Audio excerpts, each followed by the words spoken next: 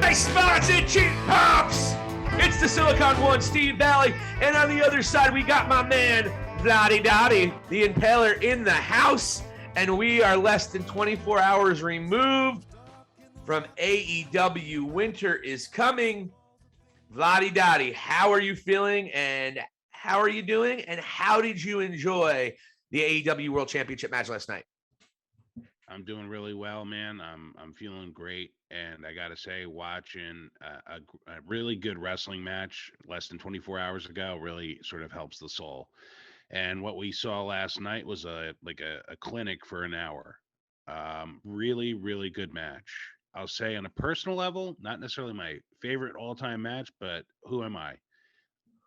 Overall, though, really good professional wrestling match that they did that they put on there.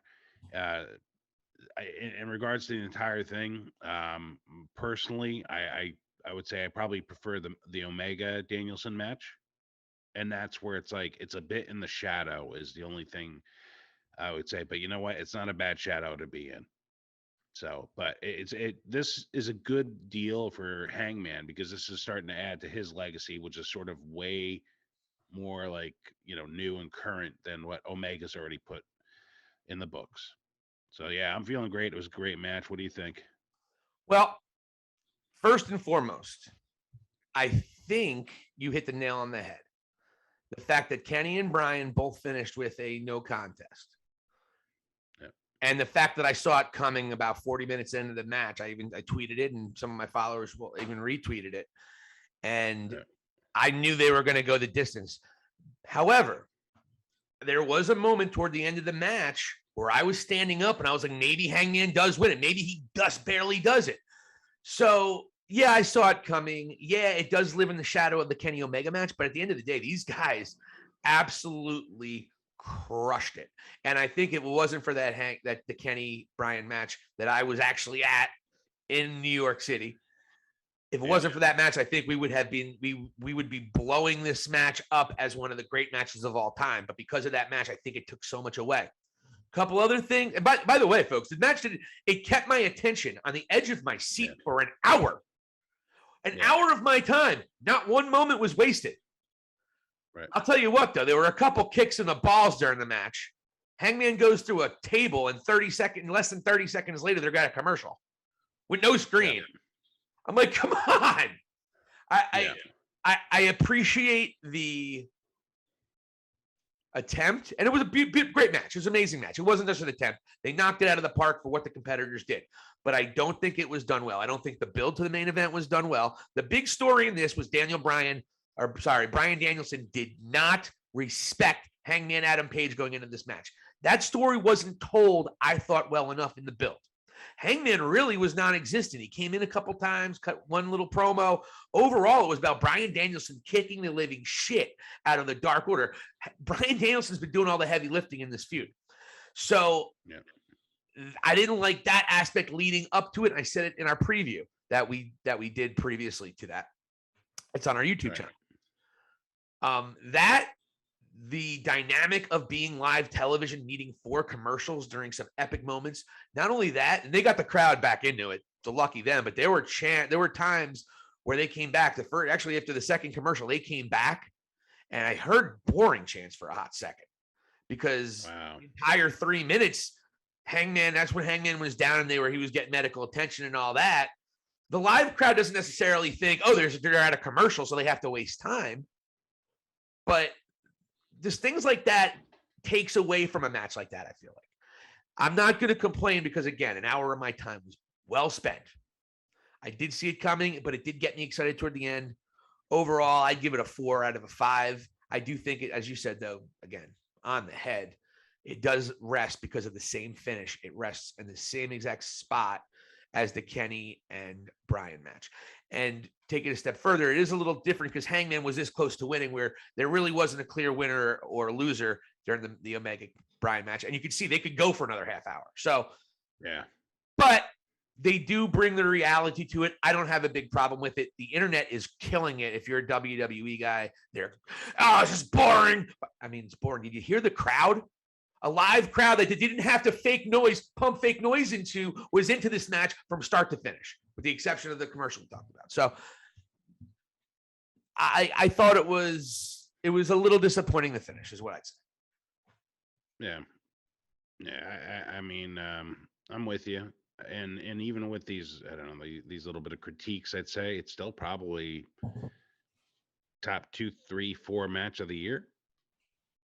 Yeah, I mean, I would say again, like I'll say before, if it wasn't for Kenny and Bryan, the first one, we're talking about how this is one of the greatest matches of all time.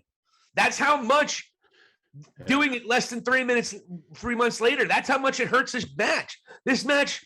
And also it's Hangman's first title defense. You couldn't have given him somebody, you couldn't have fed him somebody from Team Taz or something, or Scorpio Sky. You couldn't have given him one title defense before this one. You'd like him to have his first title defense be a victory. But again, that's nitpicking on what was an absolutely brilliant match that I have nothing but gratitude for. No, you make a good point, man. Actually, I think it's like it almost defaces his ability to beat Kenny, and he's getting a draw. It's a good day to be Bryan Danielson, because it's like he's got a draw out of the top 2 wrestlers in AEW right off the bat. Yeah. Or you could go the other way. Bryan Danielson can't close it. He's not a good closer. Can't you win a match, Bryan Danielson? Close it out, buddy. Bring in Mariano. Yeah, times are boring, man. So, yeah, basically, it's intriguing to see. I can't believe, like, a WWE fan, I would have the audacity to go and say this is boring. Like, I turn on their product currently, and short of a few different instances, my intelligence is totally insulted. So I'd rather not be insulted versus it, boring, if you will. Like, yeah, man, I just don't understand their point of view, trying to compare that and like really knocking that down compared to what they're watching. I mean, they're totally entertained with another happy Corbin bit. Yeah, this match was incredible. And the story, they told a phenomenal story. It was a great wrestling match. They didn't rush. It was brutal. I mean, Hangman got the living shit kicked out of him in this match. Bryan Danielson is a killer. He's an assassin. Yeah. And it was great. And then just the storytelling with the arm of Hangman, which was a story the entire time, and then turning into the leg, which piggybacked off of John Silver working on Bryan Danielson's leg last week. So there was so many great little stories told in this match. I love this match. So I want to be clear on that. But, But the Kenny one was first. Great. So Yeah, listen, the Omega one, I mean, won over a lot of harsh critics even. And that was a great professional wrestling match in New York City. It's hard to beat that as well. It wasn't for the title, so it didn't matter that it led off the show either. Yeah. Right. It's a good point. Yeah, absolutely. This one I was really surprised they led the show with this one. I really was. But I know why they did it, because you don't want to send people home. You don't want to send your audience home pissed off, especially if you weren't giving them Wyndham Rotunda, which was something that was expected. It did not happen, nor the Briscoes, which everyone expected tonight. They cut a promo how Tony Khan's going to scoop them up from their cornfield and drive them and fly them out to Texas. So, I don't know. Kyle O'Reilly's dropping hints that it was going to be him. It was wild, and there was no surprises. So that's why they had that open the show, and also they wanted to make sure they had a good hour. And hey, look, it was gutsy. If I was Tony Khan, I would stay away from hour-long matches, though, anytime soon. Yeah. On Dynamite, on television. Do it all day on the pay-per-views. Yeah, exactly. Yeah, definitely. Yeah, other than that, I don't really have much to add in regards to, that match overall. Again, I was really entertained with it. I thought it was good. Much better than anything I've seen on WWE in a while. So, well, you had a good segue. You were talking about having your intelligence insulted. Yes. By a certain company. Can we talk about Monday Night Raw this past week? Please go for it. And I actually did a moment in the Valley, but it did not make air. So this is going to be fresh. Are you aware of what happened? I know you don't watch Monday Night Raw. I think I might have mentioned it to you, but let me explain to you exactly what happened. Break it down for me. You know I've been a big Biggie fan. You know I've said it time and time again. He could be the one that takes over for Cena because they're trying to make Roman always having Cena-like numbers, and that he's still a heel. He's going to have that, and he can't change his character. As a babyface, he's kind of vanilla. So he's got to stay heel. He's never going to reach those Hulk Hogan, John Cena numbers, the Make-A-Wishes, the everyone loves you vibe. He's just not. I thought Biggie could have been that guy. I really, truly did. And we found out Monday night, folks, that Biggie is nothing more than a transitional champion and will not have a title at this coming WrestleMania. How do I know this, Taylor? Tell me how. I'm glad you asked. Bobby Lashley, their biggest, baddest motherfucker, pardon my language, biggest badass dude on Monday Night Raw, biggest heel, decimated everybody the week before.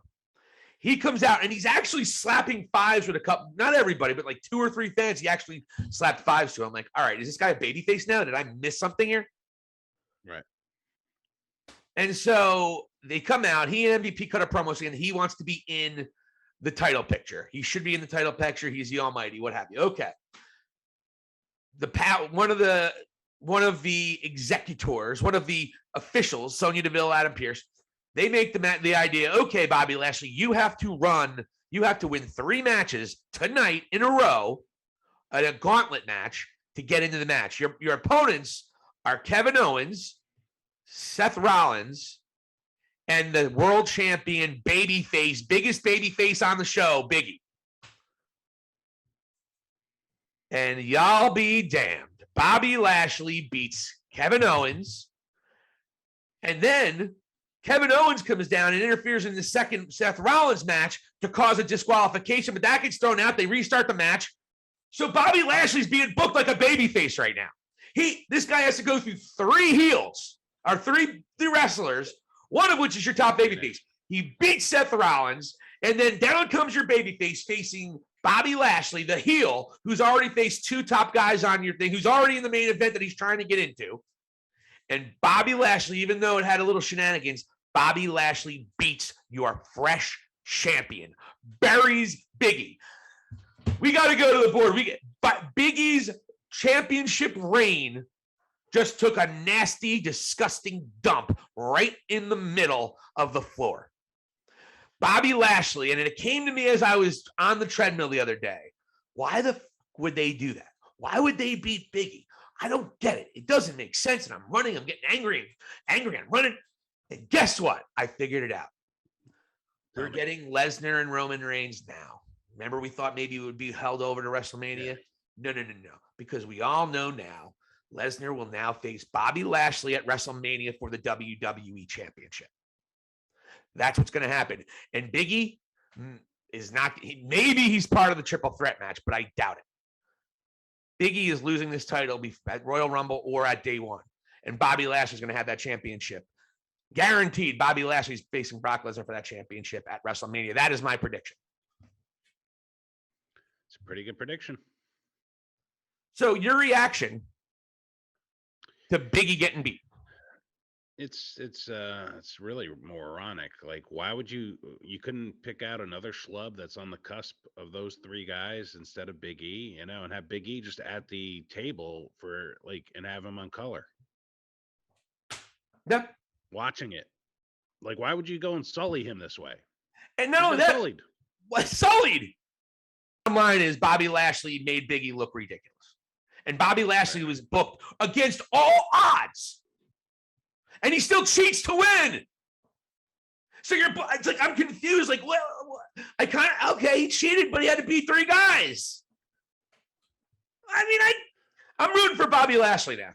I love Biggie. Fuck Biggie now. I have a theory about this, and it's almost like an epiphany. You know why this happened? Because Vince's voice is so weak, they're afraid to say that they don't understand or can't hear him. So they just sort of throw everything out there, and they're hoping they make him happy somehow. Leslie Lesnar. Leslie Lesnar. What was that? What was that, sir? What was that? Lesnar. Lesnar? I was saying Lesnar. Uh, Are you saying Lashley and Lesnar? Lesnar. Yeah. You know what I mean? Quite frankly, it's Austin. Okay, and I'm Hey, boss. So what are we doing creative tonight? I was letting this out. I was saying, quite frankly. Oh, quite frankly, yes. I was doing big and just steroids and big. You know what I mean? You won that lawsuit, though. Damn it! I don't know. Oh, sorry. Get Austin in here. Austin, you're son. He's been eggs. He doesn't wrestle here anymore, Vince. I just was talking to Austin, and an egg. We got an egg. I have an egg. The egg is done. We're done with that part. Now you have Austin. Oh, You know what? Hey, Austin Theory, come in. You did say Austin. Austin, yeah. There we go. Yeah. You got yourself eating eggs. I like you, Austin. Our creative. What's that?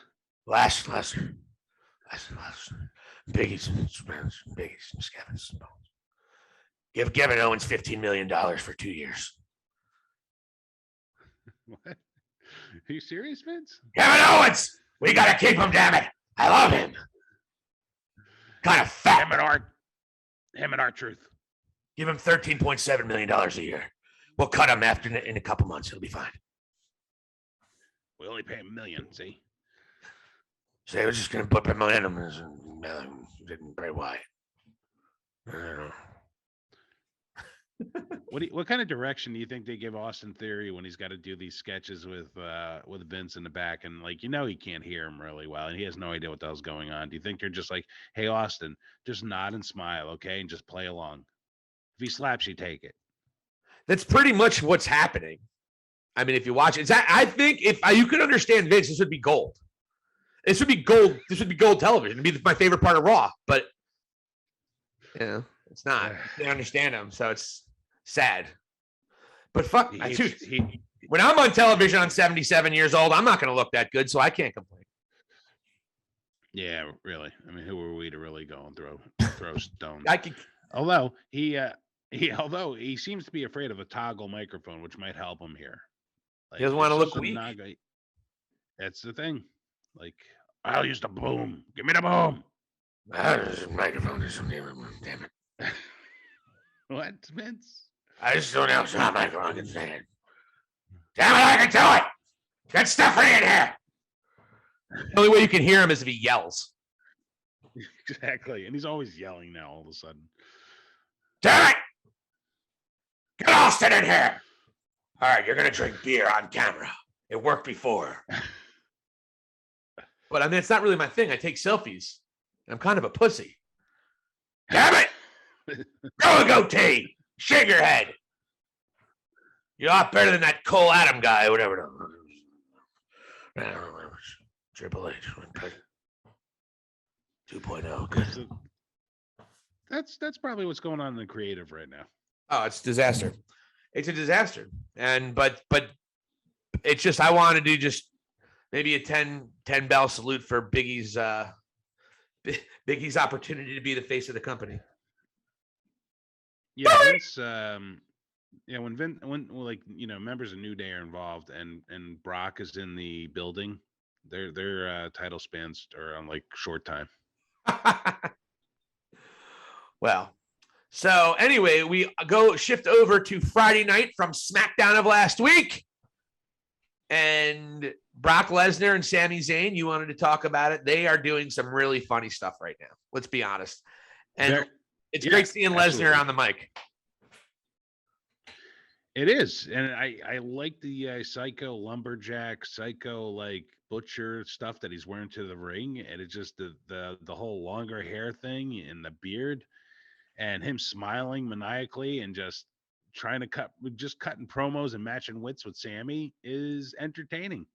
And he's a great professional wrestler. I mean, if anyone has any doubts about Brock Lesnar as a professional wrestler, that's not one area you can hit. The guy's he's one of the great professional wrestlers of all time.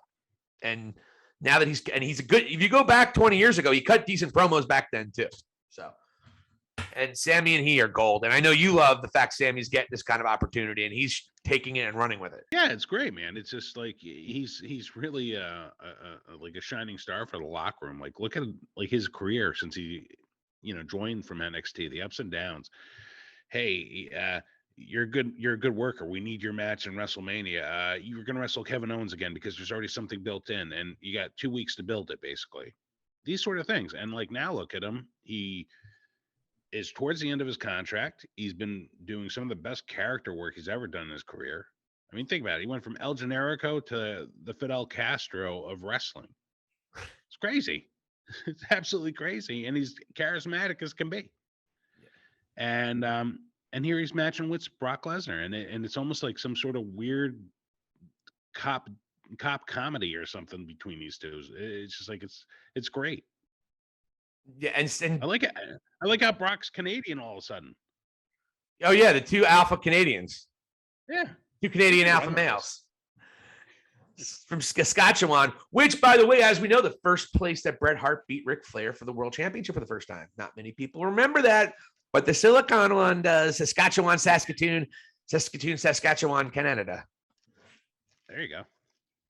And so on to with Sami Zayn in his contract, it looks like he might re-sign too, because we found out yesterday Kevin Owens has re-signed, and it was reported by Dave Meltzer on Wrestling Observer News. KO got between two, and I said this yesterday. I was like, the only way he resigned, they must have given him a shitload of money. Yeah. But he reported between $2 and $3 million a year, Kevin Owens, who hasn't sniffed a main event except for, I think, when he had a program with Roman. But other than that, he's been pretty much a mid-carder for the last couple of years. Yep. And he just started getting paid like Seth Rollins. He just started getting paid. Wow. I mean, and the internet reaction by AEW fans that have been making fun of the fact that he's coming into AEW, including us, let's be honest, they were pissed at Kevin. The guy, Tony Khan's not giving him $2 to $3 million a year. It's just that simple. No, he's not worth it, folks. I love Kevin, but he's not worth it if you compare him to other stars. Here's the thing, though. No, the no cut clause is not in the contract, meaning right. They say, you shall be released. There you go. Fire him. So they might just pay him just to get him through WrestleMania and then cut him when they usually do their spring cuts. Kevin Owens is not finishing this contract, folks. So we can congratulate him, and WWE fans can be proud that they got their guy. He's getting fired. If I could guarantee anybody getting fired before their contract is expired, and we're talking about one of the best wrestlers in the world, Kevin Owens is not lasting this contract. There is no way they're paying him $2 to $3 million in the next 3 or 4 years. No way. Yeah. No, you're right. You're absolutely right too. Yeah, and you know what? He did what was right for his family. He's going to be making a hell of a lot of money up until they do release him. And and also, like, if you think about it, like with what's going on in AEW, with all this influx of talent, maybe they just didn't really have the idea of like what to do with him right off the bat. I mean, you have like Kyle O'Reilly that's showing up, and he'll be working with Bobby Fish, and they're sort of involved with Adam Cole, of course. So they're full-fledged. Yeah, full-fledged. Yeah, it's an understatement. And then if you add Kevin Steen, aka Kevin Owens, also now Kevin Owens totally. What else? What else are you gonna jam in there? Like, just too much stuff to deal with right there at that point. Yeah, so I mean, maybe he just relaxes and then he goes at the right time. Yeah, and he probably looked at it like, well, if I get fired, then I get 3 months with my kids where I'm prorated for $2 to $3 million a year. I mean, Kevin's thinking the long game. He's like, hey, if they're going to pay me, it's fine. I'll work until whenever. And then if they fire me, I get to sit home for 3 months for nothing. And they still have to pay him the royalties. They still have to pay him all that other shit. So Kevin Owens is like, if you're giving me that kind of money, that's why he resigned. It's not a championship victory for the WWE. You overpaid for him, and he's going to get fired, and everyone's going to hate WWE for all their budget cuts, which is bullshit, and no one's going to care, and it's never going to change. Guaranteed. Yep. Guaranteed. So on to the rest of, let's go over to the man who was finally sent. Taz sent Hook. And broke the internet. Sent out the Hook. Yeah, it did. I mean, it was a really impressive first match, man. This kid has talent. Do you think they put him over a little too much, though? Oh yeah. They definitely, But you know what? Like his attitude walking out to the ring. Oh, he's got it. He's got it. He's definitely in shape. And honestly, how old is he exactly? Is he 19 or so? No, I think he's 23. I don't think he's as young as we thought. But we can double check on that. He looks a lot younger. But I will say this. Well, let's see. It was 2003. Oh, dude, he might be 18. I think it was 2000. No, Taz won a championship. He was ECW champion when he was born. So it must be in the late 90s. I think it was 99, but we can look that up. I need to know now. Hold on a second. Yeah, let's take a look at that. While you're looking at, I'll say this. I liked Hook for a while. You didn't like him initially. You're like, what the F? And I kind of was like, hey, look, he's noticed the kid's getting jacked. So I liked him because I realized he was going to work hard because his body changed so rapidly in terms of working out and getting in the gym. And yeah, I mean, he has it. He has it. And by all accounts, he's as hardworking and as hungry for knowledge as possible. So I just think they could have made Fuego del Sol. I mean, he was a good guy to do it with. It's not like he's getting over, but he took Miro to the limit, but he gets squashed by Hook. Hook looks like Brock Lesnar to John Cena in SummerSlam 2014 or 15, I think it was. All right. Hook is 22. All right. So, yeah. So I guess 99 would be about it. Yeah. I was right. Look at that. Yeah, you're right. You like that? I actually just saw it today, by the way. It's not because I remember off the top of my head. I saw a report on it today. I thought I heard. Yeah, but big news, big things for Hook. I don't think he deserved the attention that he got, but the way they built him up, the way they kept him covered the last several weeks, so people didn't really see what kind of shape he was in. Yeah. The little thing with the bags. I mean, they have booked this kid brilliantly. The CM Punk Hook thing is huge. It's one of the most popular gifts out there. Send Hook. I mean, they've booked this. It's just one of those phenomena. AEW just continues just to produce stars. Now, and Hook uses the Kacha Hatame. They're calling it Red Rum, though. Red Rum, yeah. Which, of course, as we know, is my daughter's name. I'm just kidding. She's Silicon Valley. Everyone knows that. Yeah. So that we got from there. And from there, what else do we have on Dynamite? We're going to coast back to Dynamite. We're getting one last thought on Hook. Did you hear about he is now the number one selling t-shirt? He overtook CM Punk. That's fucked up, man. Come on, people. I'm telling you, man. I know. I don't. He's a draw. I saw the respect yesterday. He was just behind CM Punk. I mean, obviously the kid has caused a stir. And you know what I love too? Taz didn't do the Flair, how Flair puts over Charlotte. He's like, yeah, you ain't seen nothing. Yeah, he's good. Yeah, I'm very proud. But you ain't seen nothing yet. There's going to be more. Like, he didn't put him over. He's just like, he's all business. Taz is building his son up. His son at this young age. I mean, 22 is still a kid. Oh my God. When you think about him, Moriarty, Dante Martin, MJF, Sammy's a little older, but Jungle Boy. I mean, these are guys that are already brilliant professional wrestlers, and they're going to be around for so long. They all got to fix little parts of their game, with the exception of MJF. But yeah, Hook's no exception to that, man. And I love this move. Cool moment. Yeah, and actually, his moveset's cool. His facials are. It's you're Jim Ross on me. I mean, I already say that again. Man. Say that again, because you're Jim Ross on me.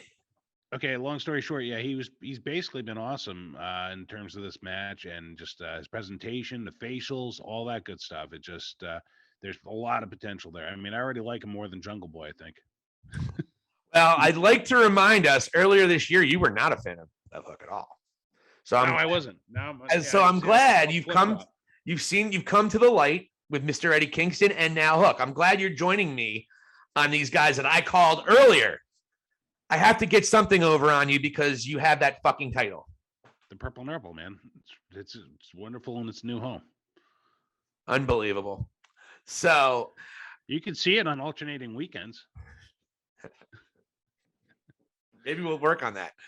So finally, we have a couple other tidbits from AEW Dynamite. Malachi Black has recruited a new member of the House of Black, something that you reported on a couple weeks ago and brought up. Brody King officially was announced as he signed with AEW.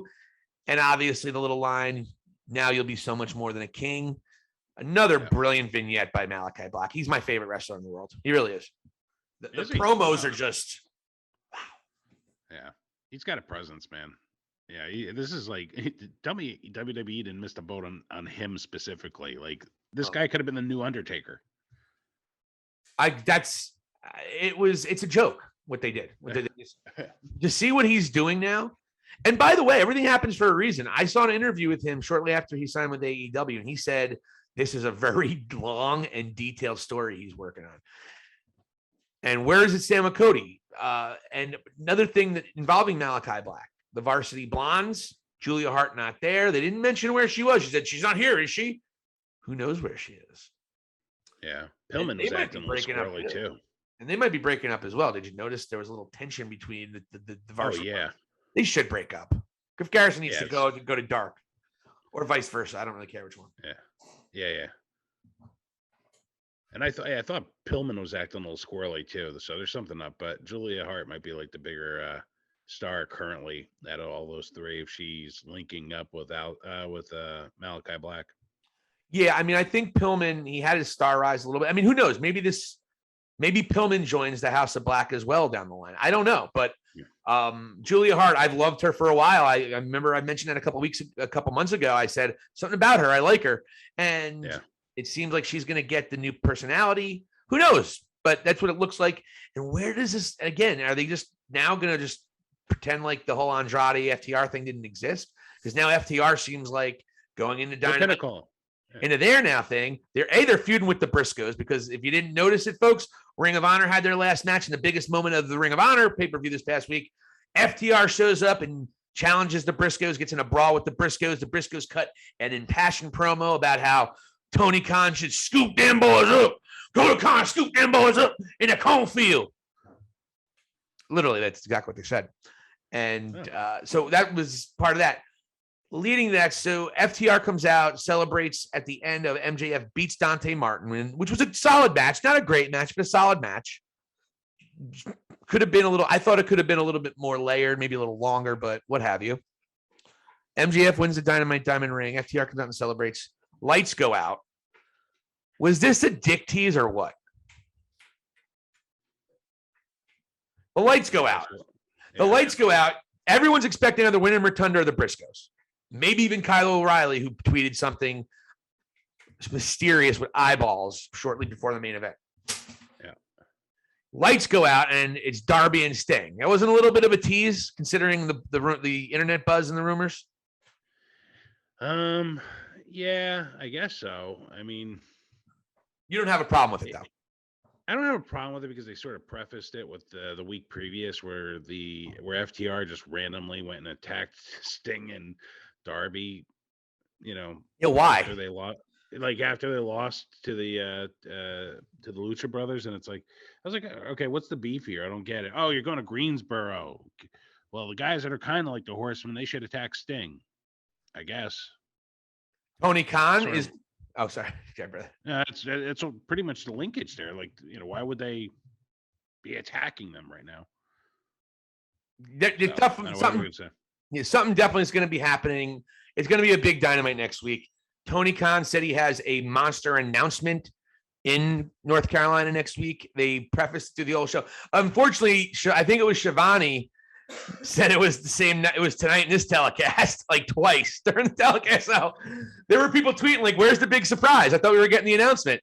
But if you go back and listen to it, it's definitely happening next week. But they didn't correct it and clarify it clearly toward the end of the night. So there was like through like a half hour, 45 minutes of the show, you're like, oh, I wonder what the big announcement is. I guess we're going to get Wyndham Rotunda. Yeah, and that was it. I didn't get it. I just thought it was a little weak but you know what? They're going to give us what we want. So it's like, it's just impatience. Anyone that bitches about these sorts of things, like no surprises, the match is too long. It's not like Hangman and Bryan Danielson's not going to have a lights out match on a pay-per-view. It's not like we're not going to get the finish we want. It's not like we're not going to get Wyndham Rotunda. It's not like we're not going to get the Briscoes. We just have to be patient and stop bitching about it. I found myself like, that's a little Bush League with the lights out. Because I'm like, ooh, the Briscoes. Yeah. And then Sting and Darby, I'm like, oh. Yeah. Great. Which is awesome. What I think they're also doing with this like pairing, like all of a sudden, hey, MJF and FTR, they're buddies again. Pinnacle's back together. But really what they're back together for there is, I think they're fast tracking Wardlow turning. Or being turned on, let's put it that way. Either way. Yeah, and that's a good segue. We can get into the Wardlow spot. Something certainly blowing up there. The crowd was kind of into Wardlow. It wasn't a Road Warrior pop by any stretch of the imagination, but no. Crowd was into it. They wanted it, and then Sean Spears again comes in, kind of bosses him around, tells him to get the champagne, takes his shine, hits the guy with the chair after he powerbombed him, trying to kind of also telling him on the microphone, we don't get paid by the hour. Yeah. By the, either they're really going to go. Really, what you're going to have is F and MJF like attacking Wardlow. And who's going to save him? It's probably CM Punk. And we just got to figure out when it's going to be. And how does this play into the CM Punk MJF feud? And by the way, CM Punk's great. I love the stories that they're telling. CM Punk, MJF, whoever comes the winner out of this feud. And I don't think they're going all the way to March with this. They're going to have a pretty substantial match, maybe unite the champion belt for belt or champion for championship, or maybe the first night on TBS to get eyeballs on the product. They're going to have a big match before that, and I think the winner that's going to get the title shot at Revolution. Or do you run back Bryan Danielson and Hangman Adam Page for Revolution? I don't know where they can go here, and isn't it so exciting that you have a wrestling program that it's like, are they going to do this? Are they going to do that? Ooh. Whereas WWE, I'm like, oh, they're going to do this. I fucking hate them. Yeah, exactly. So predictable. And not really. I did not see Bobby Lashley winning a gauntlet match and beating their babyface champion. That was just like, did not see that coming. It's like, I didn't see that one coming at all. I was like, ooh, weird. Yeah. It's like when somebody eats dog food. It's like, I didn't see that coming. Yeah. All right, cool. You fooled us. You fooled us, WWE. You got us stupid marks. When they do something so ridiculous against booking, they do it just to fool us because they don't want the internet to know what they're going to do. Yeah. Which is ridiculous. You know what?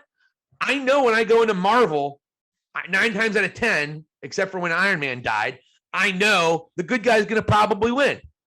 Right. We knew Hangman Adam Page was going to beat Kenny. It didn't change the fact that it was a special occasion. You know what I mean? So WWE gets caught up in trying to fool their idiotic fans that will like them no matter what. So, and we're not one of those. And neither are you listeners, you great high popping and cheap spotting fans. Yeah. Something like that.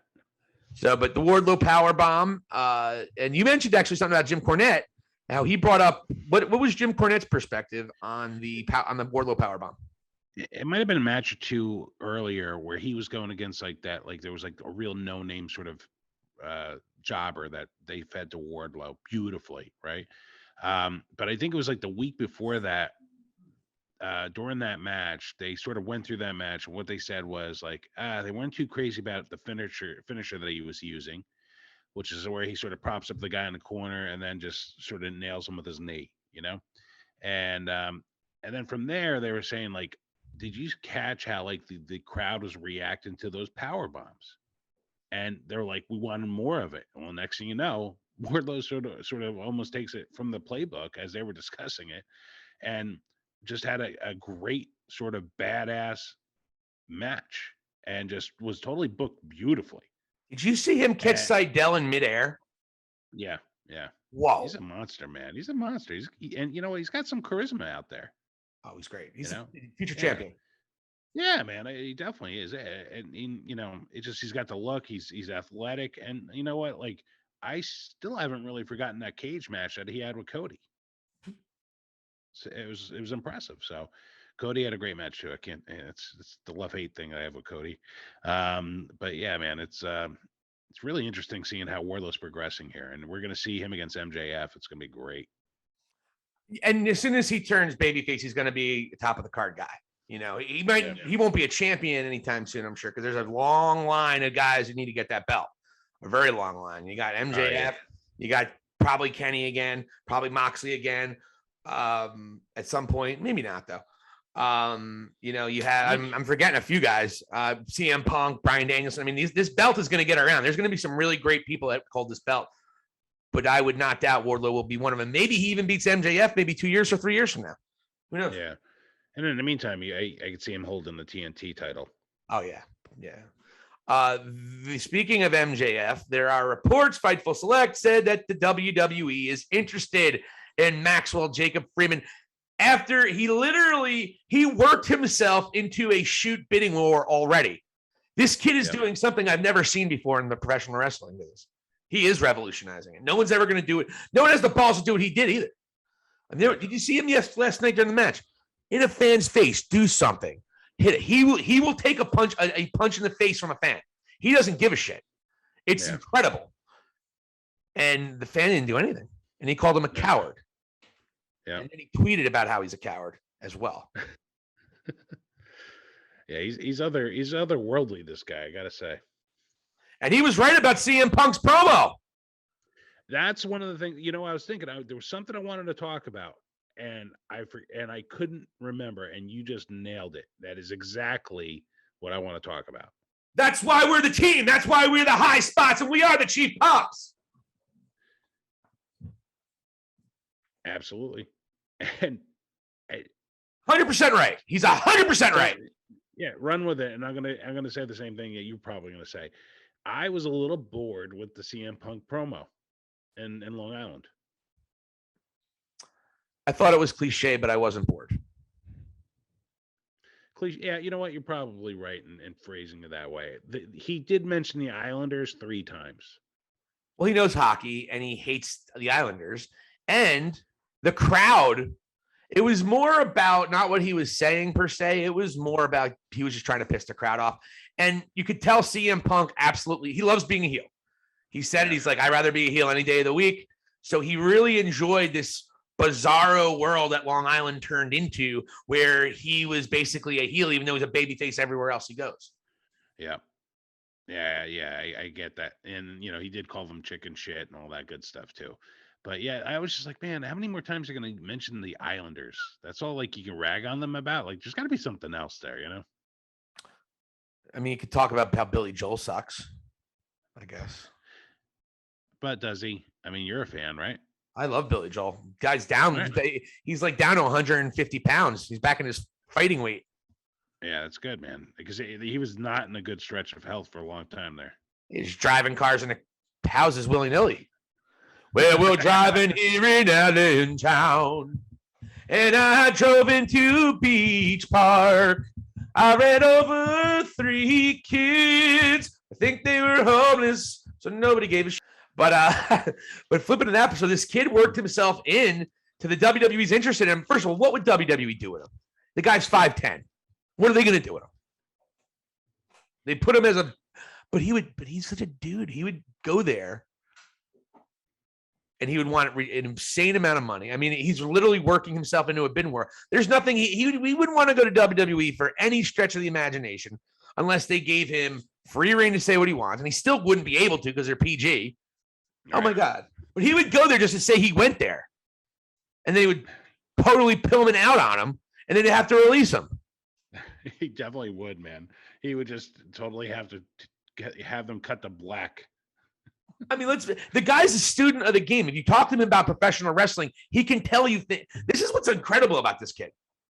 I don't understand how he is that much of a student of professional wrestling, yet he has all those accomplishments, even though we were in high school and college and he, whatever, he did all those things. Yeah. He legit did all those things. How did he study professional wrestling like one of us fat nerds on the internet and know as much about professional wrestling as he does? And not only that, be that good in the ring. The guy is brilliant in the ring. He's the most perfect professional wrestler I have ever seen. I've said it before, and I'll say it again. Yep. It's incredible. Incredible. He's my favorite wrestler other than Malachi Black. Ooh, that'd be a good match. Be a great feud. That would be great. That would be $1 Million Man and Jake Roberts all over again. Wallowing in the muck of avarice. Or I thought he said Everest the whole time. I'm like, oh, I guess there's some muck in Everest. But we can tell we're getting toward the end of the show here. We're getting a little silly willy-nilly. But yeah, so what's on your mind, Taylor? Hit the Silicon one with it. So evidently, Ric Flair, in all his grand wisdom, is being involved with on a podcast with Mark and Madden. And evidently was on their it's a show called Woo Nation Uncensored.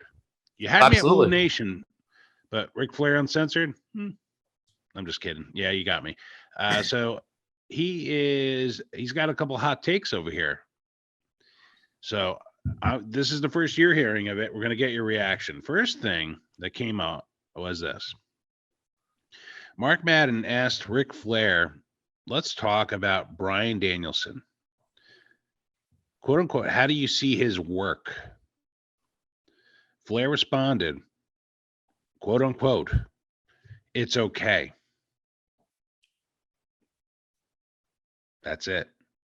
So Madden's response to that is, wow, you just pissed a lot of people off because they think he's everything in a bag of chips, which is a very current saying to use. It's really good for like the younger demographics.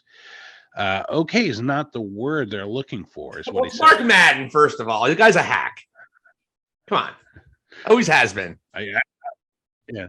So Flair goes, I didn't say he wasn't a good worker. You asked me what I thought. And I'll tell you what. This is how I feel.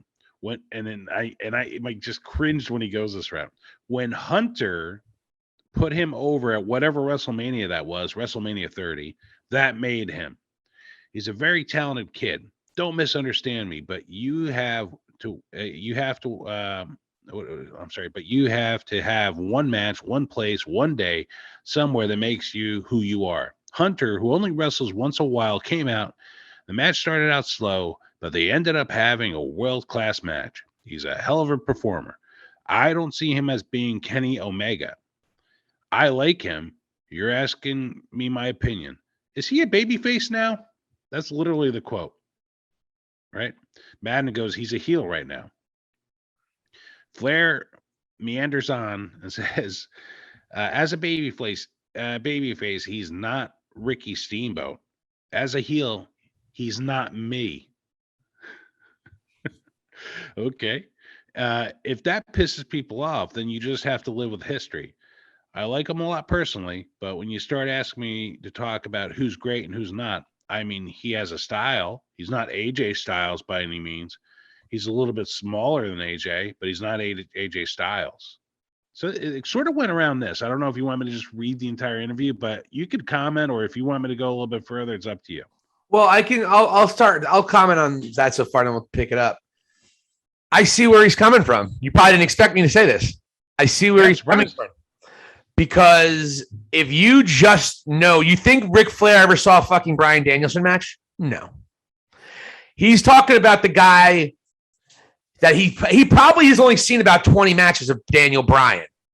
Yeah. And also, he's really good friends with Triple H. He believes that he was a sawed-off midget, so to speak, as they like to use over there. He believes that kind of hype. Where Flair's coming from is not knowing what Bryan Danielson has done. I could see where he's coming from. You know what? He's not Ric Flair as a heel.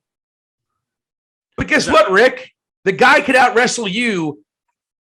You know, his Broadways, 45 minutes was a headlock or an arm lock. Like, right? Come on. I love Steamboat. And if you love chain wrestling, I can watch a Steamboat Flair match. But you watch a Flair, I don't know, even a Flair Dusty Rhodes match, an hour one. Oh my God. But Flair would go an hour with Ronnie Garvin. I mean, he would do Broadways, and the matches would just put you to sleep. Oh, God, bear hug for 45 minutes. So Flair has to understand, Flair was never a top 5 worker. Never. He told a great story in the ring. And he's coming from a place of just his experience with Bryan Danielson, which was all it is vanilla bean Daniel Bryan. Yeah. So not knowing the babyface, not knowing what he's doing in AEW, if you haven't watched Bryan Danielson wrestle in AEW, you haven't watched Bryan Danielson wrestle. It's a completely different wrestler, a completely different guy. He's not an underdog little bitch, whiny bitch. He's an assassin. He's a killer, and he's a believable killer. He's not a pussy. And he smiles while he does it. He's vicious. This is a different thing. So my suggestion is I get where he's coming from. I really disagree with him. Right. Because it's evolution. And I think comparing things too. I mean, if Ricky Steamboat was back doing Ricky Steamboat stuff right now, it would probably still hold up. Steamboat was so freaking good. It would still hold up because Ricky Steamboat's Ricky Steamboat. But, you know, Rick Martel stuff doesn't hold up, you know? Yeah. Maybe, I don't know. But anyway, my point being is I see where Flair's coming from. He's just not educated. Here's the other part. And I just kind of want to get at your reaction. And maybe this is even an interesting topic for another day. But Madden asked him, let me see here. He's such a douchebag, Mark Madden. I don't know why. I never liked that guy. Yeah, it seems like I barely remember him. I know he's like pretty big in the Pittsburgh area and stuff. Okay, so Flair was asked if he were to be in the J.J. Dillon role of today, who would be in the Four Horsemen now? And he approached this on the WWE level. So Flair's response is, do you want to guess or do you want me to tell you what he did? I'll give you the option here. The current roster, WWE, he names 4 guys who he'd put in the Horsemen right now. Orton, number 1. Well, that's one of them. Austin Theory, maybe? But nope. He doesn't know who Austin Theory is. Never mind. Who's that? He doesn't know anything about today's product. This is the problem, folks. So Orton definitely, obviously, and he needs a tag team. I would say the Usos, maybe, and Roman. You got Roman's number 2. You got now. Oh, okay. So Roman's a leader. Randy Orton's sort of like the enforcer, I'd say. And now you got 2 more. Oh, it's not a tag team. Like, why wouldn't it be a tag team? That's stupid. Know. That's stupid, Flair. You have to have a tag team, idiot. Woo. You go back and look at history, Ric Flair. Woo! No tag team. Woo. Oh, the helicopter's coming. Uh-oh. We better shut up the helicopter. The choppers. Thanks, Radar. You just had Radar say the choppers are coming. I'm talking about Ric Flair's penis. Ric Flair. So there's 2 other guys. AJ Styles. Bingo.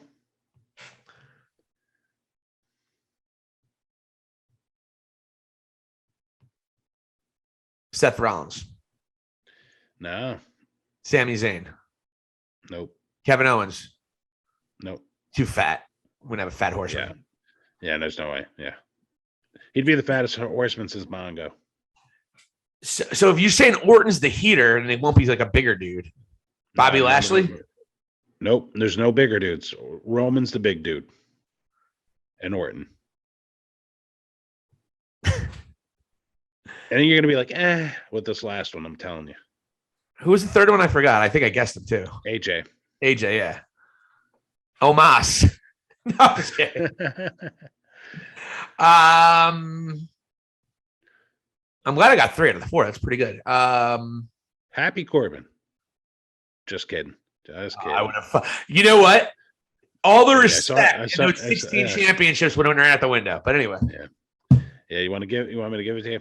Shinsuke Nakamura. Nope. We're breaking boundaries here. Balor. Spinner International. Finn Balor. And that would have been a decent one. It's underwhelming to me. Almost average, I would say. Has he ever made it? Well, in the essence, has he ever made an event at a pay-per-view? Ooh.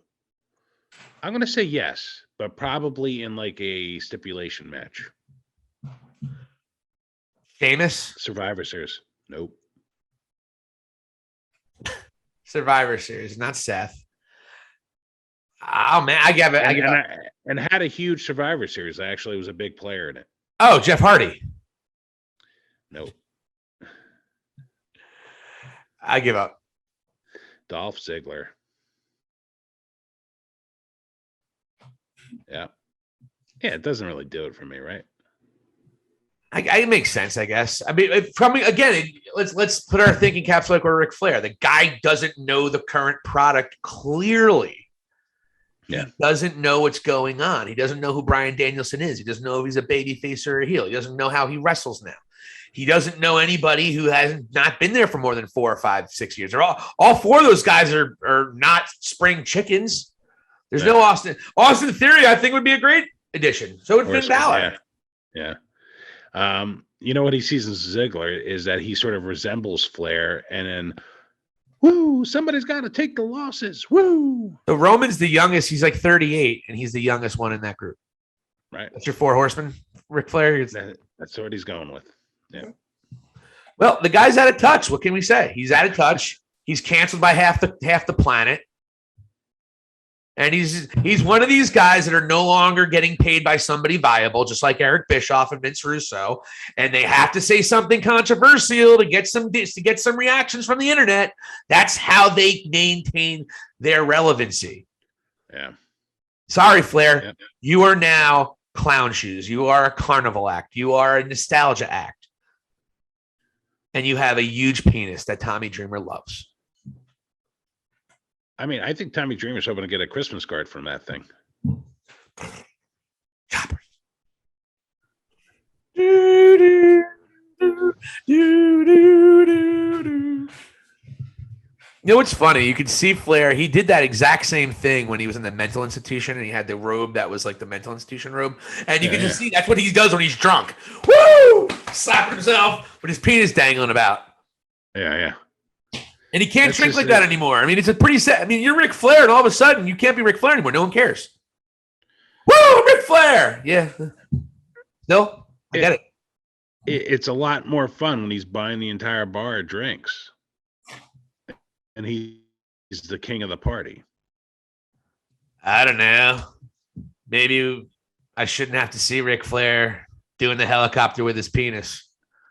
Thank you, RVD. I love him. Is the voice of reason in that entire episode. Oh man. So yeah, so Ric Flair's out of touch. That's what we got from that. But I understand where he's coming from because I understand how he thinks. Yeah. You know what I mean? He's out of touch. Yeah. So yeah, I just, I wanted to get your take on it. Yeah. Well, how do you feel about his comments? God, he's out of touch, and I agree with you completely. It's oh man, and you're right. Even I'm like having flashbacks of those older matches. I almost had like and listen, I know he's held in a very high regard, but like Harley Race, and I think I remember seeing recently a Flair Harley Race match, and I remember it being very slow paced. And you know what? I understand there's different psychology, and it was just a different time. Get it entirely, but when you compare it to now, it's like I wouldn't necessarily want to watch an entire baseball game played during Babe Ruth's era, even though he was one of the greatest players to ever play. Yeah, it's just. I don't know if that makes sense. It makes 100% sense. So because there's an evolution. You can say the same thing about basketball from 40 years ago, or even the NFL 40 years ago. The evolution of the athlete, the evolution of entertainment, the evolution of it all plays into it. That's why. Guess what? Shawn Michaels stuff. You go back and watch his stuff. It doesn't hold up that great because a lot of people took what he did and just made it better. AJ Styles does Shawn Michaels a lot better than Shawn Michaels ever did in terms of in-ring performing. Yeah. Yep. And Adam Cole, same thing. It's just an evolution of the sport, an evolution of the athlete, an evolution of the psychology. So I can't watch that stuff. It does not age well. Steamboat Savage ages well. If you go back and watch that one. Yeah, I've seen that recently. Beautiful. It still holds up to the test of time. That's amazing. Every Bret Hart main event will hold up for you, typically. Mm-hmm. They look like they're in a fight. They're doing the great matches, and they're doing things that were turned at the time. But even still, the Savage double axe handle from the top, that's still a move that I'd love to see today. You know what I mean? And at the time, it was revolutionary. You know, we thought Savage was like a high flyer. Yeah, you know, and now, he was one of the first guys to kind of go to the top rope and hit people with some violent stuff. It was great. Oh, that's the Steamboat one with the bell. Ooh, baby, I love Randy. Yeah. I love Randy Savage. Ooh, we got to get him back on the show. We got to, we got to do this. His agent in heaven actually did reach out and said he had such a good time recently on, I think it was around our Halloween show, that he is ready, willing, and able to come back and materialize in front of us and make another appearance here on High Spots and Cheap Pops. He was painting the town. He had such a good time here. He actually went down to Philadelphia, took in a concert, apparently tripped on acid on Saturday night at a concert of Halloween. Yeah, he's amazing. Guys, I thought ecstasy was more his thing, but yeah, I mean anything. I mean, he's already passed on, so he could do whatever. Really. Yeah, it doesn't matter. I mean, in fact, he just dropped it in there and just fell to the ground. And then I did it. So, but wow. So yeah, I again, Shawn, it just things they're different. You know, things change. I think Ric Flair. Now that we have a lot to look back upon and see the evolution, Ric Flair is still the man and he's still awesome and all that. But yeah, he's not the legend that he thinks he is. And he certainly shouldn't be commenting on professional wrestling these days because he doesn't watch the product. If he watched it, maybe he'd have a valid opinion, but he doesn't want to watch it. He just wants to say controversial shit to piss people off so people can at him on Twitter. Yeah, right. So, I don't know. One last thing. Bully Ray said he wanted to see a heel. It's the mean-ass heel. Just a mean heel. No, I don't want an entertaining heel. Bully Ray. Because he was such a jerk-off heel in ECW, and if you ever heard him interviewed, he'll tell you nobody was more hated than he and Devon. And then I'm like, dude, didn't you realize Joel Gertner spent 5 to 10 minutes every time you wrestled getting your heat for you? And it's not a coincidence that every other tag team in those triple threat matches, those TLC matches, all the 4 competitors that weren't in the Dudley Boys all have Hall of Fame caliber singles careers. And you and Devon do not. It's not a coincidence. I unfollowed him. I hope he understands. Hopefully he gets over it. I mean, I would be heartbroken, and I understand how he would be, but he seems like a tough guy. He'll probably find the light at the end of the tunnel. My name is putting chicks to a table. That's not. I don't know. And then, by the way, he tweets how great MJF is last night after he said all that. So you can't have your cake and eat it too, Bubba. Oh, Jesus Christ. So, but anyways, all right, Impaler, this was a great episode talking about WWE, AEW, and everything professional wrestling. Packed episode. A lot on the bone. And I don't think editing is going to be that bad. I think we're going to have a good time with editing. It's a concentric circle of hell, and I adore you for doing it, man. We're just getting started. By the way, we are going to be launching a new website. We'll do all the little plugs in now. We're going to be launching a new website, hscpwrestling.com. We're going to be excited at it. We're also going to be having consistent. Are you excited about the launch of High Spots on Cheap Pops Network? I'm very excited. We had a great meeting today. Just fantastic. Just thinking about the future. We are just building. And if you guys, thank you all for you're on the ground floor of this. We want to thank all the listeners. We want to thank everybody who's been interacting with us, all the views we've been getting. We've got some really great progress on YouTube, and we're just onward and upward. And we are motivated and super happy to be doing this. And Taylor, how are you feeling about the future, baby? I'm doing great. I'm feeling great about it, actually, and I'm looking forward to what we discussed. And the future is really bright. It's like very promising, and most importantly, we get a chance to have a conversation with all of you. So that's what I'm really looking forward to for many years to come. And we are just getting started. There are so many monster announcements coming for this show, and I'm excited. Thank you so much for the Impaler. This is Silicon Steve Valley. Like us. If you like this at all, please follow us on Spotify. Drop the Macho Man Randy Savage elbow on the subscribe button. Don't damage your phone. And check us out here. High Spots and Cheap Pops. Here endeth the lesson. We'll talk to you soon.